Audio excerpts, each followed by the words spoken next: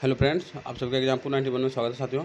चलिए, आज का जो शिफ्ट रहेगा आपका 5 जनवरी कब का रहेगा साथियों? 5 जनवरी 2022 का रहेगा साथियों। वो भी PYQ रहेगा आपका। पेपर 2 के लिए पेपर 2 के लिए रहेगा साथियों। आपका SST का है पेपर 2 के लिए साथियों। चलिए हम लोग नेक्स्ट सवाल के चलते हैं, डायरेक्ट क्वेश्चन के चलते हैं साथियों। क्वेश्चन में बोला गया, देख सकते हैं, शिल्पा दिगारम। कौन सा मार्क का है? शिल्पा दिगारम। तो आपका यह इलांगो द्वारा किया गया था, सही बात है साथियों। उसके बाद ये तमिल में, तो सही है, ये तमिल में है साथियों। इसमें कोवलन और माधवी की बेटी नहीं, सिर्फ कोवलन और माधवी थी साथियों, इसलिए आपका ये गलत हो गया। उसके बाद ये 1400 ईसा पूर्व कब साथियों? आपका 1400 ईसा पूर्व में लिखा गया था, इसलिए आपका ये भी गलत हो गया, इसलिए आपका ए और बी सही हो जाएगा साथियों। चलिए हम लोग नेक्स्ट सवाल को चलते हैं साथियों। अगर यहाँ पे दिया होता मणि मेखलई, तो उसका रचयिता जो है साथियों आपका शीतल सतनार किए थे साथियों। चलिए हम लोग नेक्स्ट सवाल को चलते साथियों।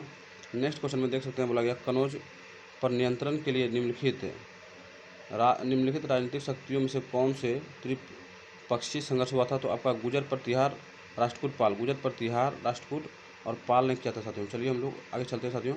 आगे में बोला गया है, देख सकते हैं, आगे में बोला गया है अशोक के शिलालेख देश के भीतर और बाहर दोनों, देश के भीतर भी मिला था, बाहर भी मिला था, जगह पाए गए थे साथियों। तो आपका 2 नंबर सही हो जाएगा, जोगढ़, मस्की, टोपरा, लंपक। जोगढ़, मस्की, टोपरा और लंपक, सही बात है साथियों। चलिए हम लोग आगे चलते हैं। आगे में देखिए बोला गया है 2000 साल पहले एक व्यापारी ने बताया कि क्या है, गाजा पेट्रो और अपोलो गोस में जा चुका था, अपोलो गोस में जा चुका था साथियों। तो कौन सा व्यापारिक मार्ग के माध्यम से यात्रा होता था साथियों? तो आपका जो था ए नंबर सही हो जाएगा, मार्ग जिस पर रोमन शासकों का नियंत्रण था। कौन था साथियों? मार्ग था साथियों जिस पर रोमन शासकों का नियंत्रण था, उसी से व्यापार होता था साथियों। चलिए हम लोग आगे चलते हैं साथियों। आगे में देखिए बोला गया है सम्राट शाहजहाँ के बारे में। क्या बोला गया? सम्राट शाहजहाँ के सिंहासन के पीछे पितरादुरा के जड़ाऊ काम में पौराणिक यूनानी देवता अर्सिफियन के बीना बजाते हुए चित्र दिखाया गया। ऐसा माना जाता है कि अर्सिफियन की संगीत आक्रामक जानवर को भी शांत कर सकता था और शांतिपूर्वक एक दूसरे के साथ रहते थे। ये बात सही है साथियों, रहने लगे थे। उसके बाद शाहजहाँ के सार्वजनिक सभा भवन का एक ऐसी दुनिया के निर्माण को सूचित करता है कि जहाँ सभी सादुर्भाव के साथ रह सकते थे। ये बात भी आपका सही है साथियों, ए भी सही है और बी भी सही है। तो इसका व्याख्या भी आपका कर रहा है साथियों, देख सकते हैं, इसका व्याख्या भी कर रहा है। चलिए हम लोग नेक्स्ट सवाल को चलते साथियों। नेक्स्ट सवाल में देखिए बोला गया है ऋग वैदिक काल में कौन सा कथन सही है? तो कोई अस्थायी सेना नहीं रखा जाता था, सही बात है। कुछ सूक्त की रचना महिलाओं द्वारा किया गया था, सही बात है साथियों। दास और दस्यु यज्ञ नहीं करते थे, आपका बी सी नंबर गलत हो जाएगा।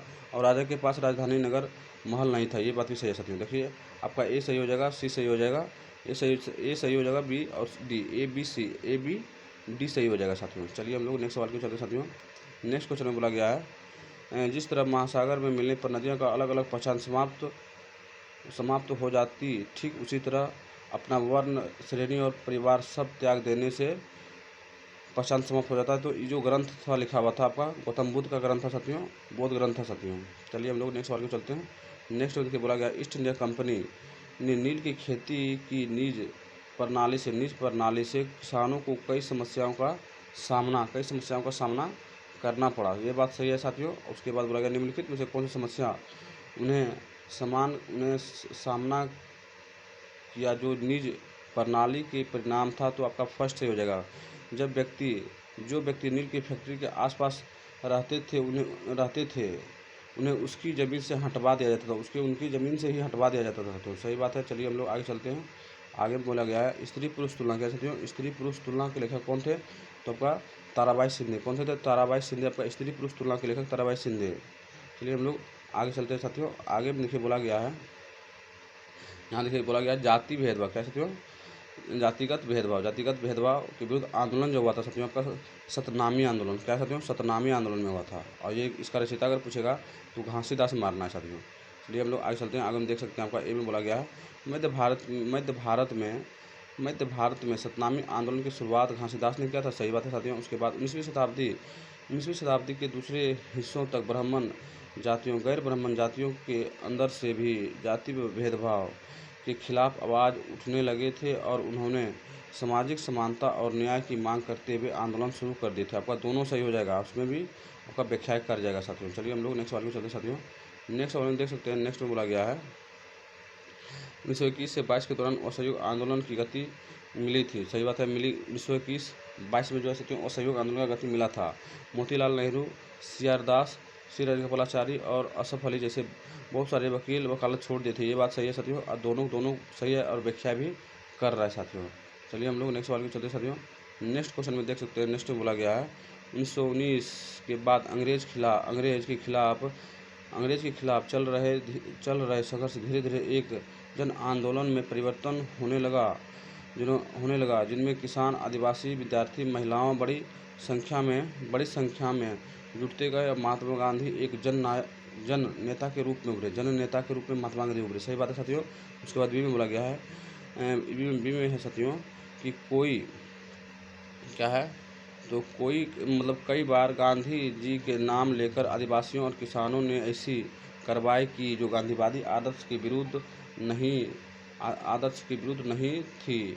आपका दोनों सही हो जाएगा साथियों, ए भी सही हो जाएगा, बी भी सही हो जाएगा। इसमें जो है साथियों देख सकते हैं ए बी दोनों सही है साथियों। चलिए हम लोग आगे चलते हैं साथियों। आगे में बोला गया है, क्या है आगे में, तो भारत के संविधान जैसे 26 जनवरी 1950 को लागू किया गया था, क्या मौजूद था साथियों, वयस्क मताधिकार, ये बात सही है साथियों। सिर्फ आपका ए सही हो जाएगा। उसके बाद जो 21 वर्ष से अधिक आयु के भारतीयों को राज्य और राष्ट्रीय चुनावों में मतदान करने की अनुमति थी, ये गलत हो गया, 21 वर्ष से नीचे का था साथियों, बल्कि 21 वर्ष से अधिक आयु के नहीं था साथियों, इसलिए आपका सिर्फ ए सही हो जाएगा। देख सकते हैं आपका ए दिया हुआ है, सार्वभौमिक वयस्क मताधिकार पत्र साथियों, सही बात है साथियों। आपका ए यहाँ पे दिया होगा, देख सकते हैं ए सही है और बी गलत है साथियों। चलिए हम लोग नेक्स्ट सवाल के चलते साथियों। नेक्स्ट में बोला गया है, क्या है, तो खगोलीय पिंड के प्रकार। सबसे पहले तो वे गैस के द्वारा बने हुए हैं, सही बात है साथियों। उसकी अपनी रोशनी और गर्मी होती है, ये बात सही है साथियों। उसके बाद वे बड़े और गर्म होते हैं, उसके पास अपनी रोशनी, यहाँ रोशनी जैसे देखिए साथियों, आपका तारा सिर्फ है, तारे क्या हो जाएगा साथियों, तो आपका जो हो जाएगा तारे के पास सिर्फ रोशनी और गर्मी होता है, बाकी बात किसी के पास खुद का नहीं होता है, इसलिए आपको देख सकते हैं वे गैस के द्वारा बने हुए हैं, सही बात है। उसकी अपनी रोशनी और गर्मी होती है, ये बात भी आपका सही है साथियों। आपका देख सकते हैं ये बात भी आपका सही है। उसके बाद वे बड़े और गर्म होते हैं, आपका सिर्फ तारा हो जाएगा, क्या हो साथियों, सिर्फ तारे के पास ही ये सब होता है साथियों। चलिए हम लोग नेक्स्ट सवाल में चलते हैं। नेक्स्ट क्वेश्चन में देखिए मिलान करने का है, मिलान करेंगे। आइए, उष्ण क्षेत्र जो होता है साथियों आपका कर्क और मकर के बीच होता है, देख सकते हैं कर्क और मकर के बीच होता है। शीतोष्ण क्षेत्र जो होता है साथियों आपका हो जाएगा 1 नंबर, क्योंकि कर्क और अंटार्कटिक वृत्त के बीच में आपका हो जाएगा शीतोष्ण, मतलब शीतोष्ण हो गया। शीत अगर पूछेगा तो शीत में जाना है 2 नंबर में, 2 में बोला गया है। अंटार्कटिक कह सकते हो, आर्कटिक वृत्त और उत्तरी ध्रुव और दक्षिणी ध्रुव के बीच में स्थित जो क्षेत्र होता है उसमें शीत होता है, उसमें ज़्यादा ठंडा होता है, गर्मी कम होता है। इनमें थोड़ा गर्मी होता है और इसमें पूरा गर्मी भी पड़ता है साथियों। दोपहर में वर्ष में एक बार जरूर यहाँ पे गर्मी पड़ेगा उस क्षेत्र में साथियों। इसलिए चलिए हम लोग मिला लिए, देखिए मिला लिए हैं, आपका यही सही हो जाएगा। देख सकते हैं आपका कौन सही है, तो आपका ए नंबर सही है साथियों। चलिए हम लोग नेक्स्ट सवाल को चलते साथियों। नेक्स्ट क्वेश्चन में देखिए बोला गया, क्या बोला गया है नेक्स्ट में साथियों, दिए गए विशेषताओं के आधार पर देशांतर या उत्तर, क्या देशांतर या उत्तर की पहचान करना है साथियों। सबसे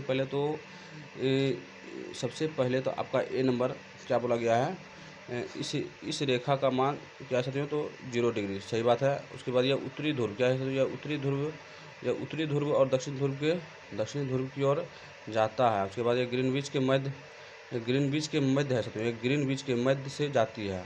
तो आपका जो हो जाएगा साथियों इसका आंसर आपका प्रमुख याम्योत्तर हो जाएगा, क्या प्रमुख याम्योत्तर हो जाएगा साथियों। चलिए हम लोग आगे चलते हैं साथियों। आगे में मिलान करने का फिर सवाल आया, देख सकते हैं बोला भारत मानक याम्योत्तर जो होता है साथियों आपका 82.5 डिग्री पूर्व दशा जा रहे हैं आप लोग। जो 5 राज्यों से जो भारत इस तरह जो है साथियों यहाँ से जो गुजरा है उसी के बारे में है। उसका ग्रीनविच आपको जो मारना है साथियों, आप लोग देख सकते हैं, पहले आंसर मिला लीजिए। आंसर में दिया हुआ है साथियों ए का 4 यहाँ पे देख सकते हैं। उसके बाद बी का जो हो जाएगा साथियों आपका बी का 1 हो जाएगा। क्या हो सकते हैं, बी का 1 हो जाएगा 0 डिग्री। उसके बाद दक्षिणी दक्षिणी ध्रुववृत्त जो है साथियों आपका 66.5 डिग्री दक्षिण हो जाएगा। और कर्क रेखा आप लोग जान रहे हैं आपका 27.5 डिग्री उत्तरी अक्षांश, 27 डिग्री उत्तर में हो जाएगा कर्क रेखा। और भारत का याम उत्तर आप लोग जान रहे हैं 82.5 डिग्री पूर्वी हो जाएगा। चलिए हम लोग नेक्स्ट सवाल को चलते साथियों। नेक्स्ट क्वेश्चन में क्या बोला गया, भूमध्य रेखीय वनस्पति, भूमध्य रेखीय वनस्पति निम्नलिखित में से कौन सा क्षेत्र में पाया जाता है। भूमध्य रेखीय आपका मध्य अमेरिका जो साथियों ये गलत हो गया, यहाँ नहीं पाया जाता है। आपका संयुक्त राष्ट्र अमेरिका के कैलिफोर्निया में पाया जाता है, दक्षिण पश्चिमी अफ्रीका में पाया जाता है, उसके बाद दक्षिण पश्चिमी ऑस्ट्रेलिया में पाया जाता है। इसलिए आपका बी सही हो जाएगा, सी सही हो जाएगा और डी सही हो जाएगा साथियों। देखिए यहाँ पे दिया आंसर देख सकते हैं आप लोग, देखिए यहाँ दिया हुआ है आपका बी सी डी सही है। चलिए हम लोग आगे चलते हैं साथियों। आगे में बोला गया है, क्या बोला गया है, तो पृथ्वी की 3/4 क्या साथियों, पृथ्वी की तीन चौथाई सतह पर जल से ढकी हुई है। ये बात एकदम 100% सही है, लेकिन इसका ये मतलब नहीं है कि पृथ्वी की सतह पर ताज़े पानी से अधिक खारा पानी, ये बात भी सही है, लेकिन इसका व्याख्या नहीं करेगा सर, क्योंकि ताज़ा पानी से खारा पानी अधिक है आप लोग भी जानते हैं, लेकिन इसका व्याख्या करने से कोई मतलब नहीं है। इसलिए आपका 2 नंबर सही हो जाएगा, क्योंकि ये भी दोनों सही है, लेकिन इसका व्याख्या नहीं करेगा साथियों। चलिए हम लोग आगे चलते हैं। आगे में देखिए बोला गया है जल चक्र के बारे में, क्या साथियों, जल चक्र, जल चक्र में शामिल प्रतिक्रिया के बारे में है, बोला गया है संघनन, ये बात तो हो जाएगा जल चक्र में साथियों। उसके बाद सूर्य ताप जो है साथियों ये गलत हो जाएगा, ये नहीं होगा। उसके बाद वाष्पीकरण हो जाएगा। उसके बाद वृष्टिपात वर्षण हो जाएगा साथियों। इसलिए आपका ए सही हो जाएगा, सी सही हो जाएगा और डी सही हो जाएगा साथियों। देख सकते हैं कहाँ पे है, ए होगा, ए सी डी हो जाएगा। देख सकते हैं यहाँ पे दिया हुआ ए सी डी साथियों। चलिए हम लोग नेक्स्ट सवाल को चलते साथियों। नेक्स्ट क्वेश्चन में बोला गया है थल समीर समुद्री समीर और लू, थल समीर समुद्री समीर और लू जो है साथियों आपका स्थानीय पवनी है, स्थायी नहीं स्थानीय पवनी हो जाएगा। ये सब जो है साथियों स्थानीय है, एक जगह चलता है साथियों, इसी को हम लोग स्थानीय पवनी बोलते हैं। चलिए हम लोग नेक्स्ट सवाल को चलते साथियों। नेक्स्ट क्वेश्चन में बोला गया है वायु दाब के विषय में दिए गए कथन को पहचान करने से। वायु दाब आपका सबसे पहले ए नंबर में बोला गया है वायु दाब बादलों के भार से पृथ्वी की सतह पर बड़ा दाब, गलत हो गया, बड़ा दाब है, ये बात गलत हो जाएगा। आपका सिर्फ बी सही हो जाएगा। बी में बोला गया साथियों कि निम्न दाब बादलों के आच्छादित आकाश और आंध्र मौसम से संबंधित है, सही बात है साथियों। आपका देख सकते हैं आपका ए गलत, बी सही, आपका यही हो जाएगा, क्योंकि बी सही हो जाएगा, क्योंकि बोला गया निम्न दाब बादलों के आच्छादित आकाश और आंध्र मौसम से संबंधित है, ये बात आपका सही हो जाएगा साथियों, और ए नंबर गलत हो जाएगा। चलिए हम लोग आगे चलते हैं साथियों। आगे में देखिए बोला गया है, क्या बोला गया है, तो आप लोग देख सकते हैं सबसे पहले मिलाइए अनवीकरणीय संसाधन आपका हो जाएगा 4 नंबर, क्योंकि जिसका भंडार सीमित है उसको हम लोग बोलते हैं अनवीकरणीय संसाधन। उसके बाद वास्तविक संसाधन किसको बोलते हैं, वास्तविक साथियों, वास्तविक से पहले आप लोग सी मिला लीजिए। सी में हो जाएगा नवीकरणीय संसाधन जो है साथियों आपका ए नंबर, जो शीघ्रता से नवीकृत एवं पुनः पूरित हो जाता है। उसके बाद आपका जो साथियों वास्तविक संसाधन जो है साथियों वास्तविक संसाधन बोला गया, तो वास्तविक आप लोग चल जाइए। देखिए ए का 4 देख सकते हैं आप लोग, यहाँ पे दिया हुआ ए का 4, बी का 2 हो जाएगा, बी का जो हो जाएगा साथियों पर 2 हो जाएगा, सही बात है साथियों। वास्तविक संसाधन जो है साथियों आपका वास्तविक संसाधन 2 हो जाएगा, यही हो जाएगा साथियों। जिसका संपूर्ण मात्रा ज्ञात हो उसको हम लोग वास्तविक संसाधन बोलते हैं साथियों। और संभावित जो पूछेगा तो हमको 3 मारना है, क्योंकि जिनकी संपूर्ण मात्रा ज्ञात नहीं है, सही बात है साथियों। और आप लोग जानते हैं अनवीकरणीय, तो आप लोग जान रहे हैं साथियों जिसका भंडार सीमित है वो हो जाएगा अनवीकरणीय हो जाएगा। अनवीकरणीय जो हो जाएगा जो शीघ्रता से नवीकृत एवं पुनः पूरित होता है साथियों। चलिए हम लोग नेक्स्ट सवाल में चलते साथियों। इसका आंसर देखिए आपका ये हो जाएगा, ए नंबर 4 नंबर हो जाएगा आंसर इसका साथियों। चलिए हम लोग नेक्स्ट सवाल को चलते साथियों। नेक्स्ट में बोला गया है संसाधन संरक्षण, कैसे संसाधन संरक्षण का कौन सा सही संसाधन है साथियों, तो आपका ए नंबर तो सही हो जाएगा, क्योंकि वस्तु का पुनः प्रयोग तो कन्फर्म ये सही हो जाएगा। उसके बाद इसमें बोला गया साथियों, क्या बोला गया, वस्तु को एक बार उपयोग करके उसे फेंक देना, ये गलत, फेंकना नहीं साथियों, इसलिए आपका ये गलत हो गया। उसके वस्तु का उपयोग कम करना, ये बात आपका सही है साथियों। उसके बाद उपयोग के बाद वस्तु को पुनः चक्रण करना, ये बात भी सही है साथियों, इसलिए आपका जो है ए सही हो जाएगा, सी सही हो जाएगा और डी सही हो जाएगा। इसलिए आपका भी देखिए गलती है, क्योंकि फेंकना कोई वस्तु को एक बार प्रयोग करके नहीं है साथियों, इसलिए आपका बी गलत हो जाएगा। देखिए आपका आंसर जो दिया होगा ए सी डी, देख सकते हैं आप लोग ए सी डी यहाँ पे दिया हुआ है साथियों। चलिए हम लोग आगे चलते हैं। आगे में देखिए बोला गलत को चुनना है साथियों, आपको गलत को ढूंढना है संसाधन के बारे में। तो कौन सा गलत हो जाएगा वो ध्यान से चुनिए साथियों। देखिए आपका जो गलत हो जाएगा साथियों, यहाँ पे दे भी दिया है। देखिए लोग स्वयं संसाधन नहीं है, ये बात गलत है साथियों, नहीं है, यहाँ दे दिया इसलिए गलत हो गया। लोग स्वयं संसाधन है, सही बात है संसाधन, इसलिए आपका ये गलत हो जाएगा। चलिए हम लोग नेक्स्ट सवाल की चलते साथियों। नेक्स्ट देखिए मिलान करने का क्वेश्चन आया, मिलान कीजिए बढ़िया से। प्राथमिक क्रियाएं जान रहे हैं आप लोग, कृषि एवं मत्स्य पालन में जाना है। द्वितीय क्रियाएं, द्वितीय में जाना है साथियों, डबल रोटी, ब्रेड खाना और कपड़ा बुनना आपका द्वितीय क्रिया, द्वितीय श्रेणी में आ जाएगा साथियों। तृतीय, अगर तृतीय क्रिया पूछेगा, तृतीय श्रेणी पूछेगा तो हमको मारना है व्यापार और यातायात, तो आपका तृतीयक हो जाएगा साथियों। चलिए हम लोग आगे चलते हैं साथियों। आगे में देखिए बोला केसर सागा, क्या साथियों, केसर सागा भारत के किस क्षेत्र के लिए खेला जाता है, किस क्षेत्र में खेला जाता है, तो आपका सॉरी साथियों आपका लद्दाख में। केसर सागा अगर पूछेगा तो लद्दाख में जाना है, लद्दाख में खेला जाता है साथियों, लद्दाख का एगो गाना है साथियों। चलिए हम लोग आगे चलते हैं। आगे में बोला गया साथियों भारतीय स्वतंत्रता संग्राम में विभिन्न सांस्कृतिक धार्मिक क्षेत्रीय पृष्ठभूमि वाले लोग ने हिस्सा लिया और देश को स्वतंत्रता दिलाई, ये बात सही हो जाएगा साथियों। उसके बाद भारत की विविधता हमेशा से इसकी शक्ति का स्रोत रही है, सबसे सही बात है। भारत की विविधता हमेशा से इसकी शक्ति का स्रोत रही है, ये दोनों सही हो जाएगा साथियों। ए भी सही है और बी भी सही है, देख सकते हैं। और इसका व्याख्या भी कहेगा तो व्याख्या भी कर जाएगा साथियों, स्पष्टीकरण जिसको बोलते हैं ये भी करेगा साथियों। चलिए नेक्स्ट क्वेश्चन में बोला गया है कि राज्य की मंत्रिपरिषद में मुख्यमंत्री और उनके द्वारा नियुक्त मंत्री सम्मिलित होते हैं, सही बात है साथियों। और विधानसभा में विपक्ष और सत्तारूढ़ दोनों विधायक शामिल होते हैं, ये बात भी सही है साथियों। उसके बाद आपका सी गलत हो जाएगा, क्योंकि संसद विधानसभा के सदस्य बनने के लिए लोगों को चुनाव, गलत हो गया। संसद में जो होता है साथियों राज्यसभा, लोकसभा और राष्ट्रपति होता है साथियों, इसलिए आपका सी नंबर गलत हो जाएगा। ए और बी सही हो जाएगा, देख सकते हैं यहाँ पे दिया हुआ है ए बी सही है और आपका सी जो है गलत है साथियों।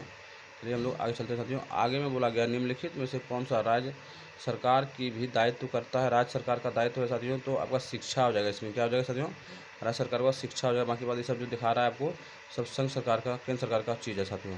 चलिए नेक्स्ट बोला गया है बुनकर को डैश की उचित मूल्य मिलता है साथियों, तो उचित मूल्य जो मिलता है साथियों आपका सहकारिता मिलता है, बुनकर को उचित मूल्य सहकारिता में मिलता है साथियों। चलिए हम लोग आगे चलते हैं साथियों। आगे में बोला गया है ऐसा क्या होता है कि भारत में कृषि मजदूर को बाजार में प्रचलित मजदूरी दरों से कम काम करना पड़ता है, सही बात है साथियों। ए में बोला गया है चूँकि यह सरकार द्वारा निर्धारित है तो वे स्वीकार करेंगे, यही आपका सबसे पहले गलत हो जाएगा। ये तो नहीं गलत हो, ये कहीं नहीं बोला गया साथियों, इसलिए आपका ए जो है गलत हो जाएगा। आपका बी में बोला गया है जिस किसानों को यहाँ ये काम करते हैं उससे इन्होंने उधार पैसा लिया होता है, सही बात है साथियों। उसके बाद कम मजदूरी वाले किसान से उन्होंने नियमित रूप से रोजगार मिलते हैं। जब कम मजदूरी वाला किसान होता है साथियों उसको नियमित रूप से हर टाइम में कभी न कभी उसको काम मिलते रहता है, उसी के बारे में बोला गया, इसलिए बी और सी आपका सही हो जाएगा, ए गलत हो जाएगा साथियों। तो देख सकते हैं आप लोग यहाँ पे दिया हुआ है बी और सी सही है और ए आपका गलत है साथियों। चलिए हम लोग आगे चलते हैं साथियों। आगे में देखिए बोला गया है, क्या बोला गया है, लोकतंत्र के बारे में। लोकतंत्र में लोगों के पास अपनी राय व्यक्त करना, आवाज़ उठाने का अधिकार है। उसके बाद बोला गया है कि भारत में संघीय शासन पद्धति है, सही बात है साथियों। दोनों सही है, लेकिन इसका व्याख्या अगर पूछेगा तो व्याख्या नहीं कर रहा साथियों, है तो दोनों सही, लेकिन अगर व्याख्या बोलेगा तो व्याख्या नहीं करेगा। ये भी दोनों सही है लेकिन व्याख्या नहीं करेगा। चलिए हम लोग आगे चलते हैं साथियों। आगे में बोला गया है कि नंबर ए में पढ़िए सभी समाज लड़कों और लड़कियों द्वारा निभाई जाने वाली भूमिकाओं के बारे में समान रूप से नहीं सोचते, ये बात सही है साथियों। उसके बाद बोला गया जब लड़के और लड़की बड़े हो रहे होते हैं तो भारतीय समाज इनमें कोई अंतर स्पष्ट नहीं करता, ये बात आपका गलत हो गया, करता है साथियों, इसलिए आपका सिर्फ ए सही हो जाएगा। चलिए हम लोग नेक्स्ट सवाल को चलते साथियों। नेक्स्ट बोला गया है क्या है, तो बहुमत की निरंकुशता का अर्थ होता है, तो बहुमत की निरंकुशता का अर्थ होता है आपका बी नंबर सही हो जाएगा। बहुसंख्यक को अलग कर अपने हितों में लगा रहे हैं साथियों, अपने हितों में लगा रहे हैं। सही बात है साथियों।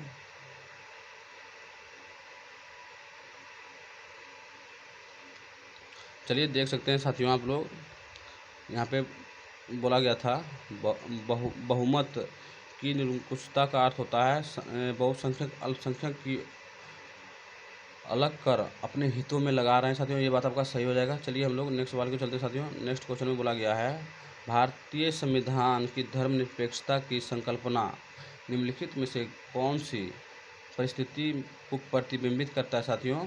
तो कौन सा प्रतिबिंबित करेगा? चलिए हम लोग थोड़ा स्क्रॉल करके नीचे जाते हैं।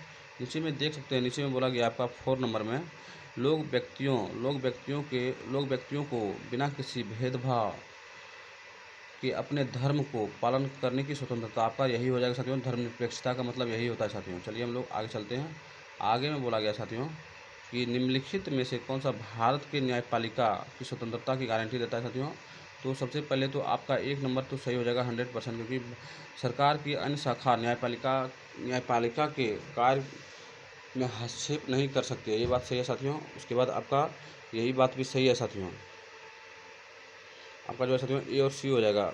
आपका जो है बी सी नंबर सही है। उसके बाद सी में बोला गया है, संविधान में उल्लेखित आधार पर न्यायपालिका को पद से नहीं हटाया जा सकता है। सही बात है साथियों। आपका ए और सी सही हो जाएगा। बाकी बात बी और डी जो है साथियों आपका गलत हो जाएगा। चलिए हम लोग नेक्स्ट सवाल के चलते साथियों। देख सकते हैं आपका ए और सी यहाँ पे है, सही है साथियों। चलिए हम लोग आगे चलते हैं। आगे में बोला गया है, न्यूनतम वेतन के लिए कानून क्यों बनाया गया? न्यूनतम वेतन के लिए कानून क्यों बनाया गया? सही बात है। तो क्यों बनाया गया देख सकते हैं आप लोग। बनाया गया है साथियों, आपका सबसे पहले सी काट दीजिए साथियों, क्योंकि सी काट दीजिएगा तो आंसर मिल जाएगा। यह सुनिश्चित करने के लिए कि श्रमिक को उनकी मजदूरी मेहनताना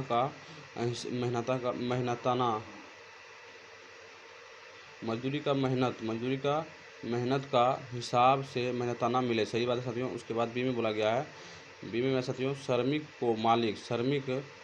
को मालिकों द्वारा शोषित होने से बचाने के लिए। सही बात है साथियों। आपका ये भी सही है और ये भी सही है साथियों, और ये गलत हो जाएगा क्योंकि यहाँ बोला गया है मालिक को मुनाफे लाभ को घटाने के लिए। ये गलत हो जाएगा।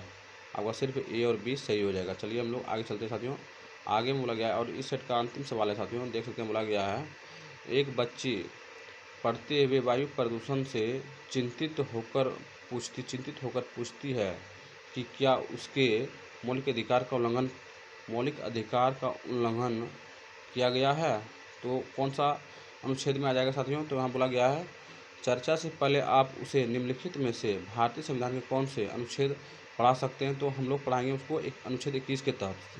अनुच्छेद 21 के तहत ही मौलिक अधिकार हो जाएगा साथियों, जो प्रदूषण के बारे में पूछ रही थी साथियों। चलिए आपका सेट समाप्त हो गया। अगर एग्जाम को 91 पढ़ना है तो लाइक करना है, उसके बाद शेयर करना है, उसके बाद सब्सक्राइब करके चैनल को सब्सक्राइब कर लेना साथियों।